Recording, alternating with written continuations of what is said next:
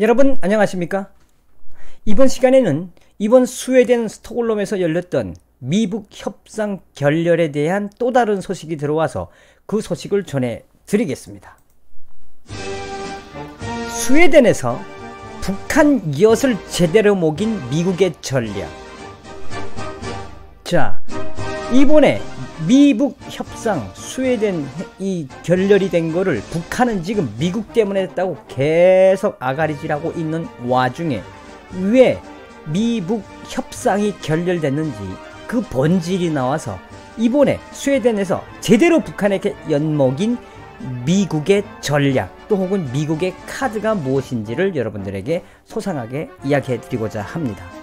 자, 여러분들 잘 아시다시피 이번에 그 김명길이라는 그 전 베트남 대사 그리고 이제 김기관까지 동원이 돼서 미북 협상을 위한 그러니까 미북 정상회담을 3차 정상회담을 위한 실무 협상을 6개월 만에 얼마나 오랜만에 했습니까? 거의 따지면 7개월 만이 된 건데 자 우리가 가깝게는 6월 30일 판문점 반짝 회동과 또 2월 28일 하노이 회담의 결렬 작년도 6월 달에 있었던 싱가포르 미북 회담의 결렬 가만 보면 여러분들은 뭐가 떠오르십니까? 미국의 초지일관입니다. 자 그런데 이번에 열렸던 스웨덴 협상에서 이 북한의 김명길 이 대사가 외무성 대사가 정신나간 제안을 한 거예요. 자 정신나갔다기보다도 김명길이가 정신나간 게 아니라 사실 김정은이가 정신나간 거죠. 그 소식을 하나하나 좀 지켜보면서 이번에 어떻게 북한에 제대로 엿을 먹였는지 그 결론, 미국의 결론을 여러분들께 전해드리겠습니다.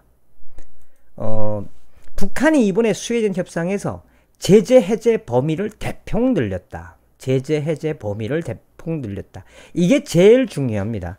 중앙일보가 밝혔는데 북한이 결렬이 끝난 지난 5일 스톡홀름 비핵화 실무협상에서 대북 제재의 수위를 대폭 상향해 요구했다며 북측 수석 대표인 김명길 순회대사는 협상이 끝난 뒤에 미국이 북한의 생존권과 발전권을 위협하는 사례로 싱가포르 조미 순회회담 이후에만도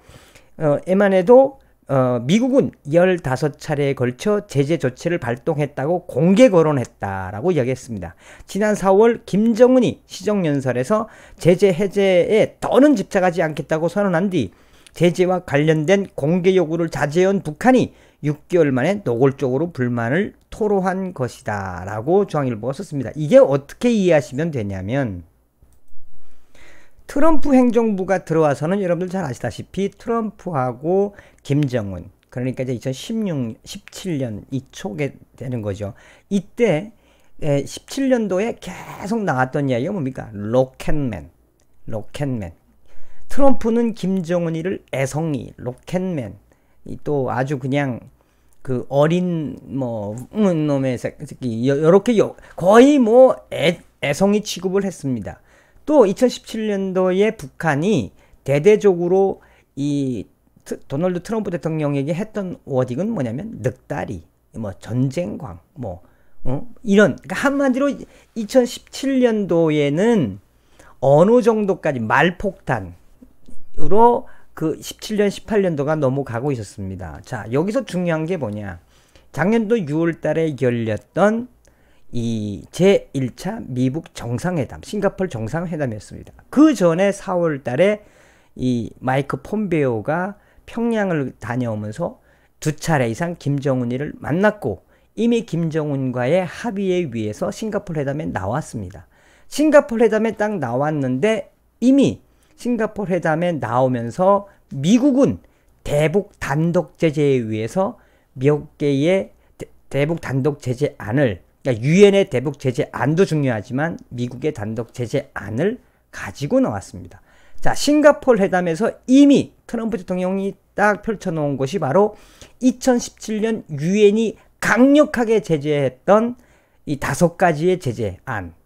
이때까지 유엔이 대북 제재 중에 최고라고 칠 수 있는 이 원유라든지 또 천연가스라든지 나아가서는 섬유 제품, 더 나아가서는 김정은의 사치품까지. 그리고 싱가포르 회담에서는 말 그대로 김정은 정권에게 트럼프 행정부가 김정은에게 대한 정보에 대한 거를 브리핑하는 정도. 실은 싱가포르 회담에서도 아시다시피 5개 조항에 이르는 합의를 했습니다. 완전한 비핵화, 되돌릴 수 없고 검증 가능한 완전한 비핵화. 두 번째는 북한 체제에 대한 제재 해제. 세 번째는 미국과의 이 국교 정상화. 그 다음에 여러 가지 대북 제재에 대한 완화, 또 남북 교류에 대한 문제, 여러 가지가 다 있었습니다. 그랬는데 실제로 싱가포르 회담이 안 된 거는 싱가포르 회담에서 김정은에게 이 트럼프 행정부가 제안했던 거는 현실적으로 눈에 보이는 비핵화에 대한 거였습니다. 그러니까 한마디로 싱가포르 회담은 미국이 작정을 하고 김정은의 간을 본 거라고 보시면 되겠습니다. 이후에 하노이 회담에서 기대를 많이 했습니다. 하노이 2차 미국 정상회담도 실은 이 트럼프 대통령이 이 저서에서 트럼프 대통령의 그 거래의 기술이라는 저서에 나오면 CEO는 결과로 이야기하는 사람이지 과정으로 이야기하는 사람이 아니다. 다시 말하면 워싱턴 정치에 때가 묻지 아니한 트럼프 대통령의 전략은 상대를 하여금 그러니까 경제적인 방법으로의 회담을 원한 겁니다. 자, 우리가 경제 CEO들은 얼마나 많은 경제적 자기네 이득을 취하기 위해서 미팅이나 회의를 많이 합니까? 거기에 숙달되어 있는 트럼프 대통령이 2월달 하노이 회담에 또 던진 것은 뭐냐면 영변 말고 대량살상 무기까지였습니다. 크게 보면은.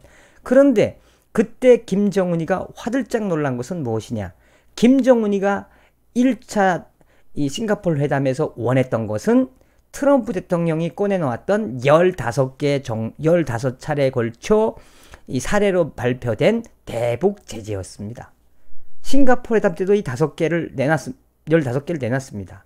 이럴 때 김정은이가 요구한 것은 거기서 최소한 3개나 5개 정도는 빼줘라. 그래서 트럼프 대통령이 오케이. 15개 중에 15개라고 하는 것은 유엔의 대북 결의안 5가지와 이제 미국의 단독 결의안 10가지를 합친 건데 여기서 그러면 트럼프의 재량권으로 자기 대통령의 재량권이 있으니 재량권으로 오케이 해줬습니다.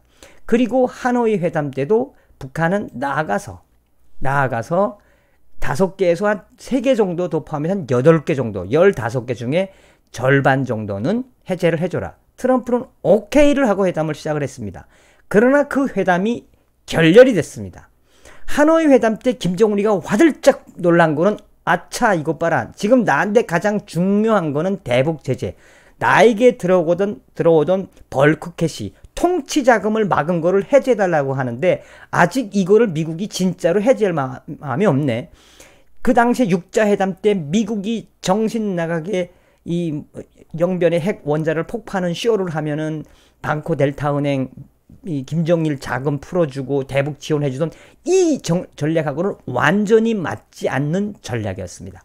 그러다가 이번에 이 스웨덴 스톡홀름 비핵화 실무회담에 나온 겁니다. 그런데 여기서 김명길이는 서두에 이야기했던 것처럼 정신 나가게도 트럼프에게 15개 대북 제재 다 해결해줘 라고 제안을 했습니다. 자, 그러자 미국은 어떻게 대항했겠습니까? 1차 미국 정상회담 싱가포르 회담과 2차 회담 하노이 회담 때 5개에서 8개 사이였는데 다시 김명길이가 15개를 내달라고 하면서 이미 여기서 이 하노이 회담 때 5건 이상으로 해주고 나아가서는 북한이 가장 이 골아파하는 머리 아파하고 아주 김정은이와 북한의 그 이 리영호 외무상과 최선희 이랑 그러니까 북한의 외교 라인에 치를 떠올고 있는 이 외교 안보의 대북 제재 결의안 여기서 단 하나도 얻을 수가 없었던 겁니다. 그래서 미국이 다시 한번 던진 것이 아직 미 국무부는 2주간이 남았으니 회담을 계속하자라는 것이고 북한은 계속해서 이번에 스웨덴 회담의 결렬은 미국한테 있다라고 이를 넘겼습니다. 자, 김 대사는 이번에 미국 독자제재 15건을 요구를 했고, 또 이 2016년 1월 북한의 4차 핵실험 이후 유엔 안전보장이사회가 채택한 대북 제재 결의 5건은 북한 제재 역사에 새로운 역사를 썼다는 평가를 받을 정도로 강력한 내용을 담고 있으며, 서두에도 이야기했지만 이 법안, 이 대북 결의 안에서 북한의 모든 돈줄은 틀어막혔습니다. 그게 바로 2016년 1월 4차 회담 이후에 나온 이 유엔의 대북 제재와 또 미국의 대북 단독 제재입니다. 나아가서 이 김정은이가 이번에는 잡돌이를 하고 미국하고 회담을 하려고 나온 것이 아니라, 한마디로 미국에게 우리는 이제 우리의 요구 조건을 들어주지 않는 트럼프 행정부의 진위, 너희들의 셈법을 알았으니 우리는 무엇을 하겠다? 우리는 ICBM을 대륙간 탄도미사일 발사 시험을 할 것이며 핵실험을 할 것이다 라고 북한이 강경책을 쓴 겁니다. 그러면 여기서 왜 이 스웨덴에서 북한에 제대로 된 엿을 먹인 그 핵심이 뭐냐? 핵심은 바로 세컨더리 보이콧에 대한 확대를 미국이 더 강화할 수밖에 없습니다.